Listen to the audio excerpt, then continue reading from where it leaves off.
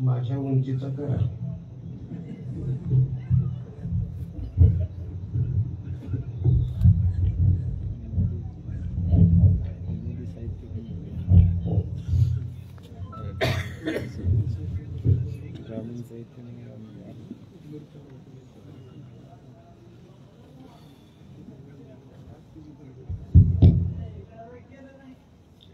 तथागत बुद्ध, छत्रपती शिवराय, महात्मा ज्योतिबा फुले, राजर्षी शाहू महाराज आणि जात पात धर्म संप्रदाय याच्या पलीकडे जाऊन जो कोणी या देशाचा नागरिक आहे त्याचा स्वाभिमान बुलंद करणारे बाबासाहेब यांना मी पहिल्यांदा अभिवादन करतो. मी सुरुवातीलाच बौद्ध सांस्कृतिक मंडळाच्या सगळ्या सदस्यांची अंतःकरणपूर्वक ऋण व्यक्त करतो. या 38व्या वर्षाच्या व्याख्यानमालेचं पहिलं पुष्प गुंफवण्यासाठी त्यांनी मला पाचारण केलं आणि आपल्याशी संवाद साधण्याची संधी प्राप्त करून दिली. माझ्या या व्याख्यानाचे अध्यक्ष आमचे चळवळीतले मित्र डॉक्टर शत्रुघ्न जाधव, मिलिंदजी इंगळे, डॉक्टर हटकर आणि उपस्थित माता भगिनी आणि बंधूंनो, मला डॉक्टर शत्रुघ्न जाधव असं म्हणाले होते. मी त्यांना विचारलं होतं की नेमकं किती वाजता आपण व्याख्यानाला सुरुवात करणार आहोत. ते म्हणाले बिलकुल 7:30 म्हणजे 7:30. त्यामुळे मलाही बरं वाटलं.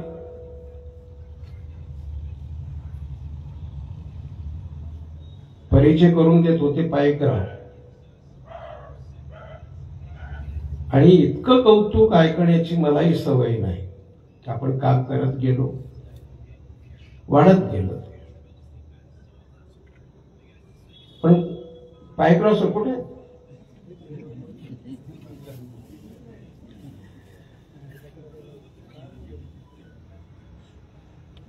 परिचय हा आत्मगौरवच असतो आणि ही गोष्ट काम करणाऱ्याला रुचत नाही. आणि म्हणून मी सांगत असतो की परिचय संक्षिप्त घेत चला. मित्रो, कोण बाबासाहेब आपण नीट समजून घेतलंय का?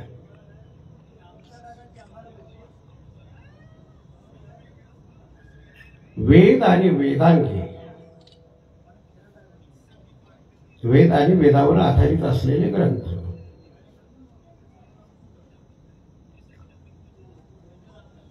या वेद वेदांगांनी कोणी एकेकाळी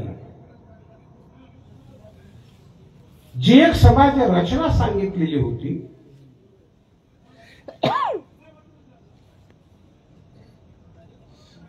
चार वर्ण, 2 उपवर्ण, ब्राह्मण, क्षत्रिय, वैश्य, शूद्र आणि 2 उपवर्ण म्हणजे निषाद आणि चांडाल. मला याची नम्र जाणीव आहे की बाबासाहेब आंबेडकर यांचे तुम्ही निस्सीम वाचक आहात. आपल्यापैकी अनेक जण, विशेषतः नोकरदार वर्ग, याची चर्चा का करायची? ऋग्वेदाच्या 10व्या मंडलात 12व्या सूक्तात हे 4 वर्ण आणि 2 उपवर्ण सांगितले. आज आहेत का ते? आज नाही. मग तरी चर्चा का करायची? एक वर्ण जर सोडला तर इसवी सन पूर्व 3ऱ्या शतकापासून अनेक वर्णांचं जातीत रूपांतर झालेलं आहे. बाबासाहेब आंबेडकर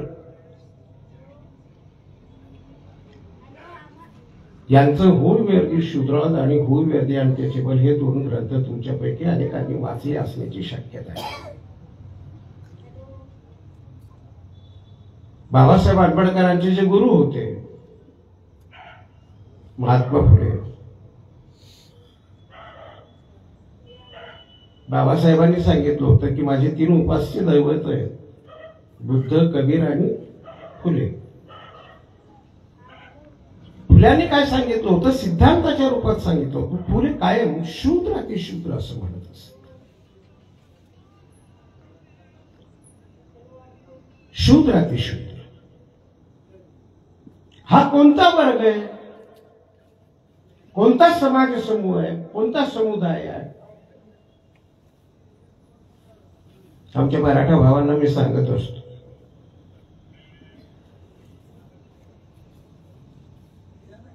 आम्ही शूद्र नाही आहेत. शूद्र म्हणजे कोण? मराठ्यापासून अख्खा ओबीसी म्हणजे शूद्र आहे.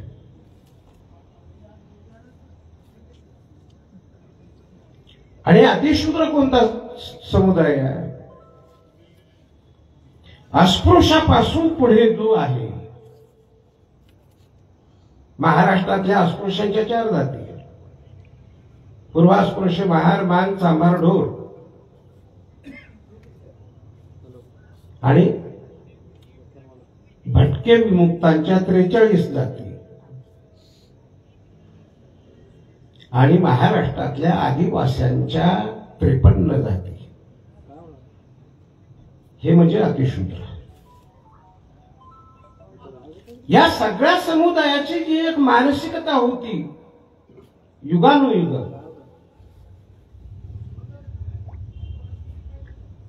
ही मानसिकता 1000 वर्ष चालत आली. आणि या मानसिकतेला पहिला दणका कोणी दिला असेल तर तो बुद्धाने दिला.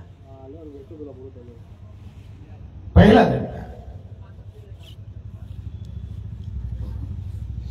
तथागत बुद्ध यांचा सामाजिक, सांस्कृतिक, जीवनविषयक दृष्टिकोन आपल्या सगळ्यांना त्याची कल्पना आहे. त्या तपशिलात मी नाही जात. पण त्याने वर्ण नाकारलं, पहिल्यांदा जाती नाकारल्या आणि माणसाच्या मनात बदल घडवून आणणार एक जैविक तत्वज्ञान, एक जीवन प्रणाली, ही बुद्धानं केवळ भारतीयाला दिलं नाही, जगातल्या सगळ्या माणसांना दिली आणि माणसाच्या मनात बदल केले. त्या पार्श्वभूमीवर आपल्याला पाहता आलं पाहिजे की कोण बाबासाहेब.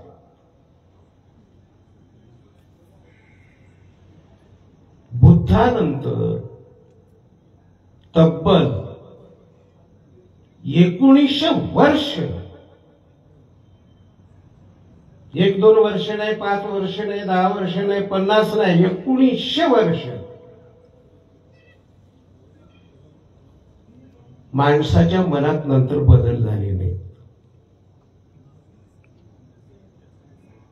मी जेव्हा इतिहासाची पानं चाळतो तेव्हा असं लक्षात येतं, म्हणजे महात्मा फुल्यांनी जे काम करायचं ते केलं काम. फुल्यांनी तत्वज्ञान दिलं, फुल्यांनी सिद्धांत मांडले, फुल्यांनी विवेकवादी विचार कसा करावा त्याची पद्धत सांगितली. पण तरीही महाडचा सत्याग्रह होईपर्यंत समाजाचा जो खालचा थर होता त्यात काही बदल झालेले नव्हते.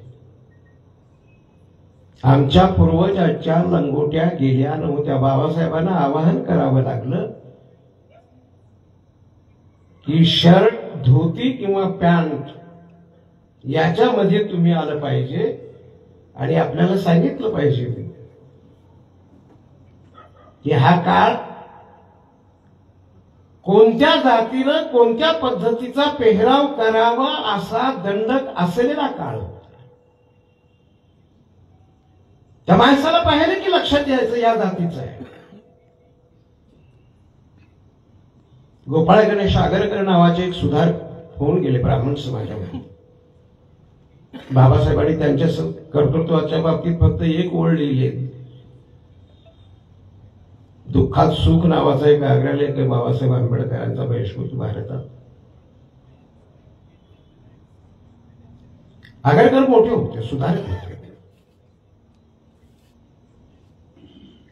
ब्राह्मण समाजामध्ये सुधारणा घडवून आणण्यासाठी त्यांनी आटोकाट प्रयत्न केला, जीवाचं रान केलं. या आगरकरांच्या विषयी बाबासाहेबांनी एक विधान केलेलं आहे दुःखात सुख नावाच्या त्यांच्या आग्रहलेखामध्ये, की आगरकरांनी काम खूप केलं परंतु आगरकरांनी समाजातला खालचा थर ढवळून काढला नाही. या आगरकरांनी आमच्या पुरुषांचा पेहराव नावाचे 7 आग्रहलेख त्यांच्या सुधारक नावाच्या वर्तमानपत्रात लिहिले आणि आमच्या स्त्रियांचा पेहराव असे 7 आग्रहलेख त्यांच्या सुधारक मध्ये लिहिले. हे मी काय सांगतोय तुम्हाला, आमच्या बायकांनी कपडे कसे घालावे, लुगडं कसं नेसावं,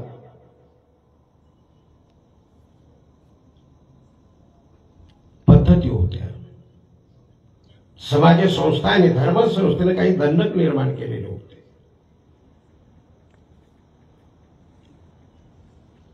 बाबासाहेबांनी आवाहन केलं महाराष्ट्र सत्याग्रहाच्या वेळी आणि कमलाकांत चित्रेच्या बायकोला सांगितलं मी येणार आहे पुढं.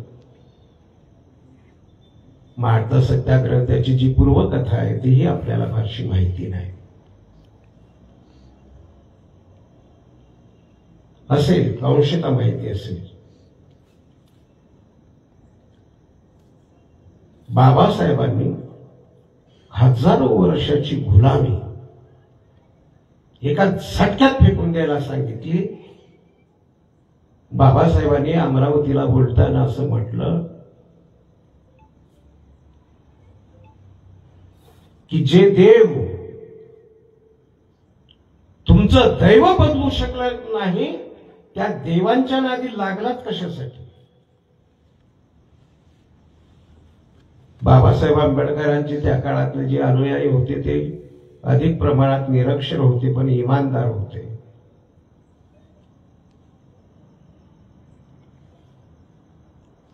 इथं 70-80ची जर माणसं बसलेली असती तर त्यांना आठवत असेल की बाबासाहेबांची साथ सोडून दुसरीकडे गेलेला किंवा गांधीजीच्या नादी लागलेला जो कोणी असेल त्याच्याशी स्वैर संबंध सुद्धा करत नसत, इतका कट्टर अनुयायी होता. बाबासाहेबांनी असं आवाहन केल्याबरोबर ही माणसं घरी आले. देव्हाऱ्याचं बोचकं उचललं, कोणी नदीत टाकलं, कोणी विहिरीत टाकलं.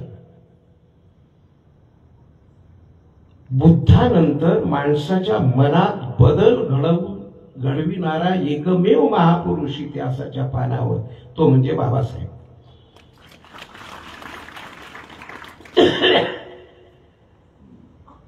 विषय निघाला म्हणून सांगतो.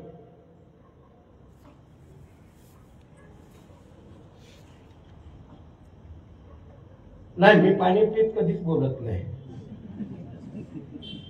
तो खरा वक्ता नसतो अशी माझी श्रद्धा आहे. एकतर आधीच पाणी प्यावं नसेल तर नंतर पाणी प्यावं, बोलून नाही. माझी आई निरक्षर होती. माझे वडील बाबासाहेब आंबेडकरांच्या काळामध्ये कार्यकर्ते होते.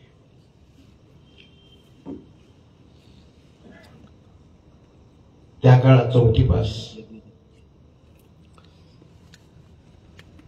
माझे वडील अकाली गेले.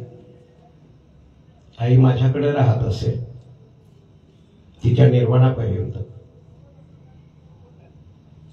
वयाच्या 84व्या वर्षी तिचं निर्वाण झालं. दरम्यानच्या काळामध्ये इंदिरा गांधींची हत्या झाली. 1984ला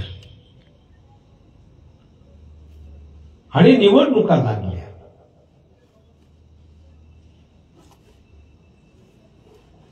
देश हक्कबक्क झाला होता, व्याकुळ, हतबल. आमच्या नांदेड जिल्ह्यामध्ये कोणी वारस नसेल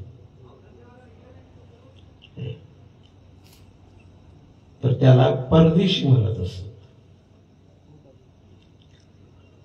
लेकरू परदेशी झालं राजीव गांधी असं म्हणायचे लोक. मी माझ्या आईला विचारलं,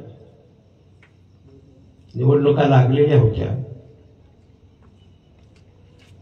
ती बाबासाहेब आंबेडकरांच्या चळवळीचे संस्कार घेऊन वावरत होती.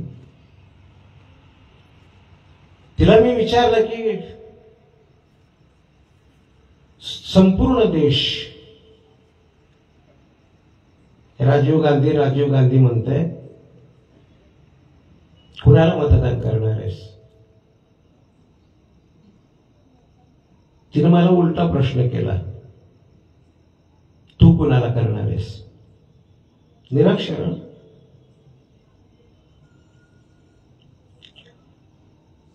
मी म्हटलं, तू ज्याला करशील त्याला मी करीन.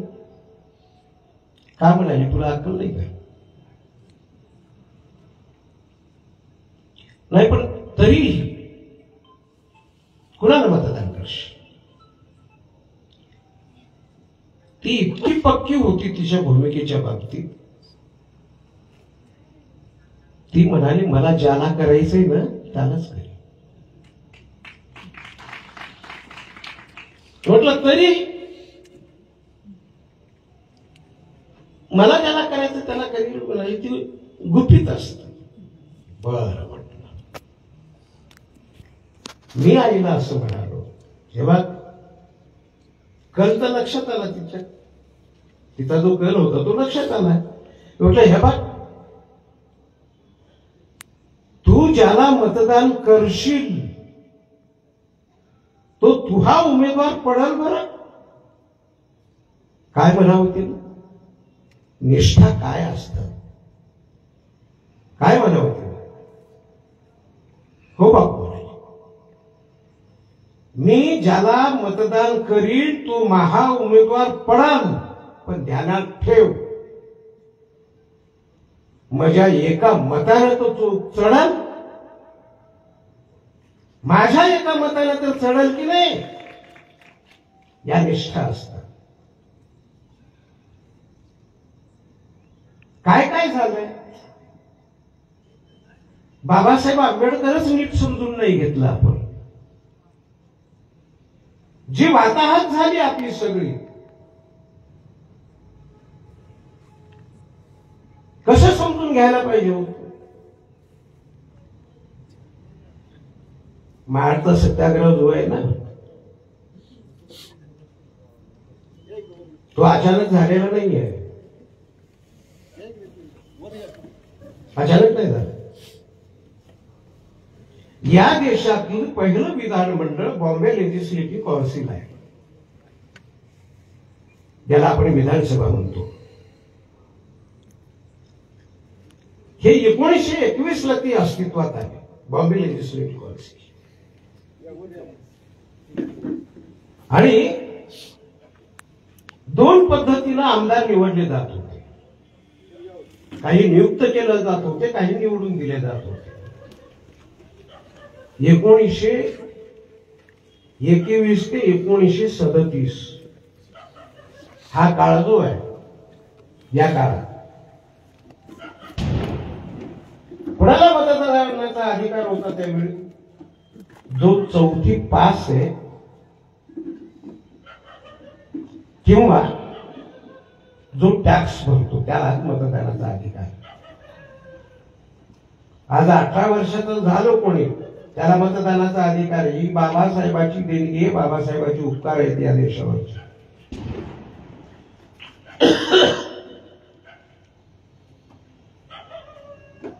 ते विधानमंडळ अस्तित्वात आल्यानंतर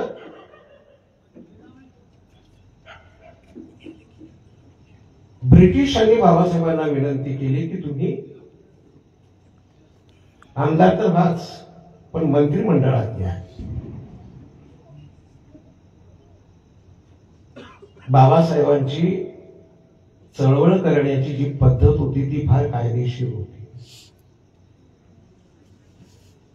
बाबासाहेब असं म्हणाले गव्हर्नरला,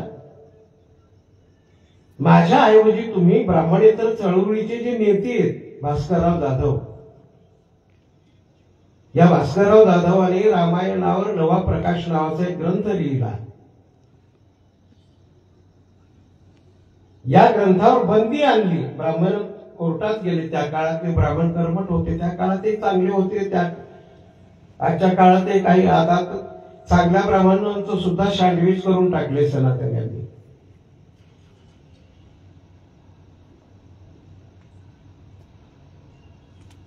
ब्राह्मणेतर चळवळीचे जे नेते होते भास्करराव जाधव, त्यांना मंत्रिमंडळात घ्या असं बाबासाहेब म्हणाले गव्हर्नरला. गव्हर्नर असं म्हणाले की आता नियुक्त करण्याच्या जागा संपलेल्या आहेत, भास्कररावांना निवडून यावं लागेल. बाबासाहेब म्हणाले मी निवडून आणतो. ब्राह्मणेतर चळवळ ही राजर्षी शाहू महाराजांनी महात्मा फुल्यांच्या तत्वज्ञानाला पाया म्हणून सुरू केलेली चळवळ होती.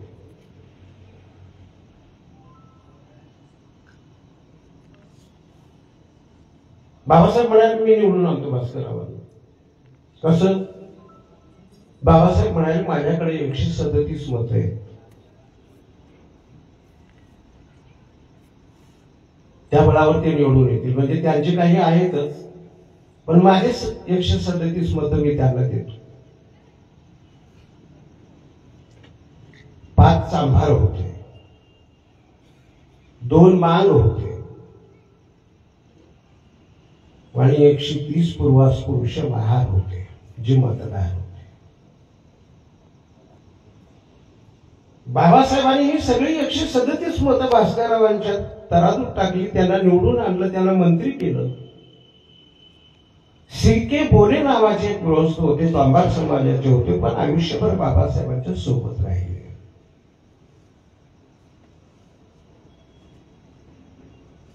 तुम्ही बाबासाहेबांचे काही फोटो पाहिले असतील.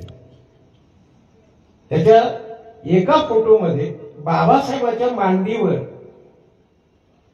एक म्हातारे गृहस्थ बसलेला एक फोटो तुम्ही पाहिलेला असेल. ती मांडीवर बसलेली म्हणजे सी.के. बोले. हे सी.के. बोले यांना एक ठराव बाबासाहेबांनी लिहून दिला. भास्करराव मंत्री, त्यांच्याकडे 5 मंत्रालय, त्यात सोशल वेलफेअर. बाबासाहेबांनी बिल लिहून दिलं सी.के. बोल्यांना आणि ते म्हणाले मांडा. बाबासाहेबांची फार सुरेख पद्धत होती. संसदीय राजकारण काय करायचं आपण,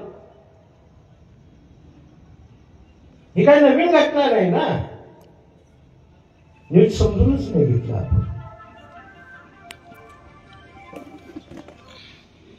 तिथं विधानमंडळामध्ये कायदे करावे लागतात आणि त्या विधानमंडळाच्या कायद्यानुसार समाज बदलत जातो. याची पक्की खुणकाट बाबासाहेबांना होती. आणि म्हणून बाबासाहेबांनी सी.के. बोल्यांना बिल लिहून दिलं. त्याला सी.के. बोले ठराव असं म्हणतात. काय बिल होतं? बिल असं होतं, प्रत्यक्षपणे अस्पृश्य माणसाला माणसाचा स्पर्श चालत नव्हता.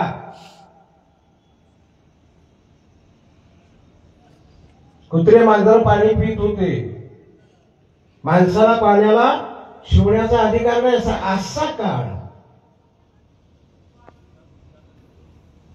ठराव असं होता, बिल असं होतं की कोणत्याही व्यक्तीला कोणत्याही सार्वजनिक पाणवठा असेल, सार्वजनिक इमारती असतील किंवा अन्य नैसर्गिक साधन संपत्ती असेल, त्याला स्पर्श करण्यापासून रोखता येणार नाही. ठराव मंजूर झाला. भास्कररावांनी मान्यता दिली, भास्करराव जाधवांनी, आणि बाबासाहेबांनी ठरवलं की पाण्याच्या प्रश्नावरून आपण सत्याग्रह करायचा त्या ठरावानुसार. तो ठराव आधी करून घेतला बाबासाहेबांनी विधानमंडळात आणि मग पाण्याच्या प्रश्नावर सत्याग्रह करायचा ठरवलं. सुरबानाना टिपणीस नावाचे बाबासाहेब आंबेडकरांचे ब्राह्मण सहकारी होते, जे महाडला नगराध्यक्ष होते त्या काळात. सुरबानाना टिपणीस इकडं विधानमंडळात ठराव मंजूर झाला की तिकडं महाडच्या नगर परिषदेमध्ये सुरबानाना ठरावाने त्या ठरावानुसार नगर परिषदेचा ठराव केला आणि त्याची अंमलबजावणी सुरू केली. बाबासाहेबांची एक पद्धत होती, ते आपल्या सहकार्यांशी चर्चा करून निर्णय घेत असत. आजचा आमचा एकही नेता त्याच्या सहकार्याशी चर्चा करील असं वाटत नाही. तो ब्रह्मदेवाचा बापच मानतो स्वतः.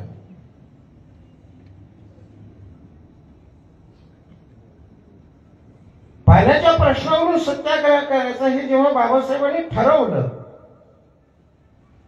त्यांनी त्यांच्या निकटच्या सहकार्यांशी चर्चा केली.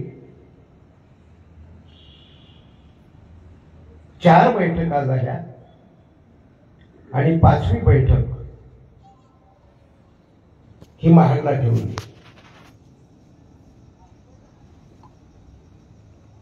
ही घटना कदाचित तुमच्यापर्यंत कोणी सांगितली नसावी. एकदा एका रात्री 2:30च्या सुमाराला मी वाचत बसलो होतो. राष्ट्रवीर नावाचं एक पेपर होता. तो ब्राह्मणेतर चळवळीचं मुखपत्र म्हणून होतं. त्या मुखपत्रामध्ये गणपतराव मोरे नावाच्या ब्राह्मणेतर चळवळीच्या कार्यकर्त्यांनी त्या बैठकीचा वृत्तांत लिहिलेला आहे. आणि ते वाचत असताना एक वाक्य जेव्हा मी वाचलं तेव्हा माझ्या अंगावर काटा आला. ही 5वी बैठक महाडला. बाबासाहेबांनी सहकार्यांना विचारलं, तू कुठं करायचं? लरा सवादकर नावाचे बाबासाहेब आंबेडकरांचे नातेवाईक होते, तेही सुभेदार होते. निवृत्तीनंतर बाबासाहेबांच्या सोबत काम करायला आले चळवळीत बाबासाहेबांच्या सोबत.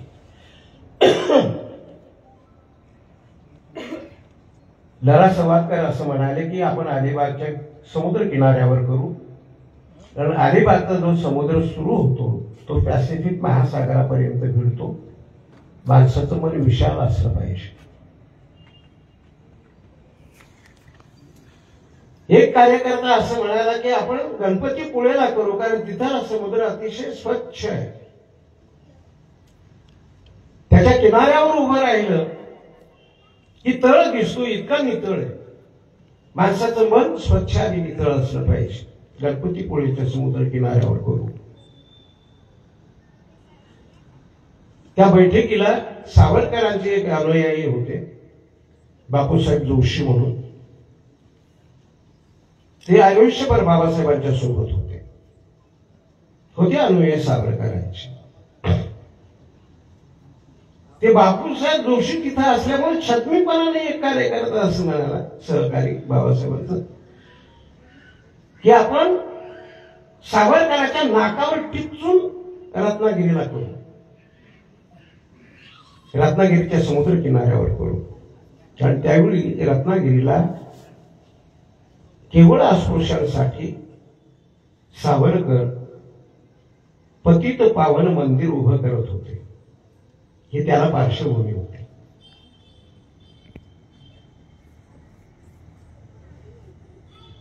बाबासाहेब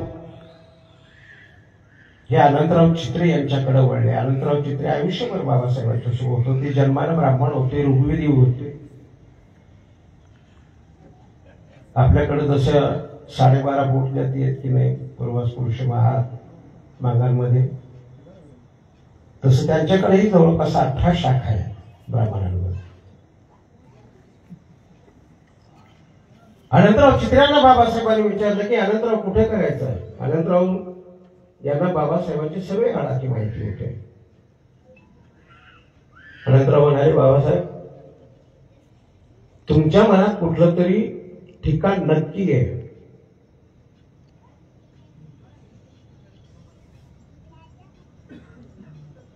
ते ठिकाण तुम्ही सांगा, आपण तिथे करू. बाबासाहेब म्हणाले की तरी तू सांगा. कमलाकांत चित्रे आणि अनंतराव चित्रे हे दोघे सख्खे भाऊ बाबासाहेबांच्या सोबतच होते.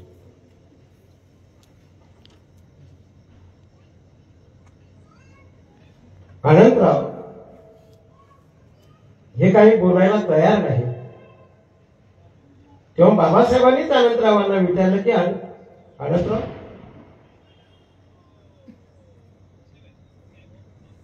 इथून रायगड किती अंतर आहे. लक्षात घ्या, सांस्कृतिक संचिताचं भान असलेला नेताच समाजात परिवर्तन घडवून आणू शकतो. सांस्कृतिक भान असलेला. काय गरज होती बाबासाहेबांना रायगड विचारायची. काय झालं होतं रायगड. छत्रपती शिवरायांचा राज्याभिषेक नाकारला होता ब्राह्मण पुरोहितांनी, ब्रह्मवंतांनी.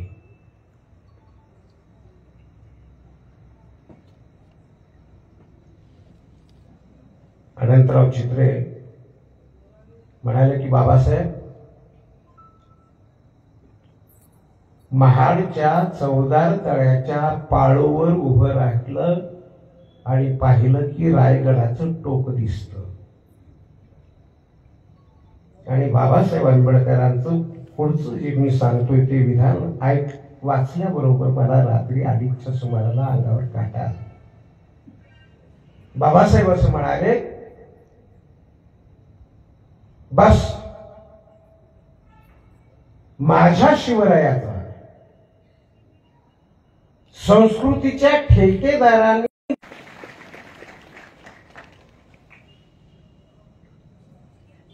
सामाजिक पातळीवरच हे सांस्कृतिक भान आहे बाबासाहेबांचं. आमच्या मराठा भावांना सांगत असतो नेहमी, काय झालं या घटनेनंतर ब्राह्मणेतर चळवळ बाबासाहेबांच्याकडे आशेनं बघायला त्या काळात.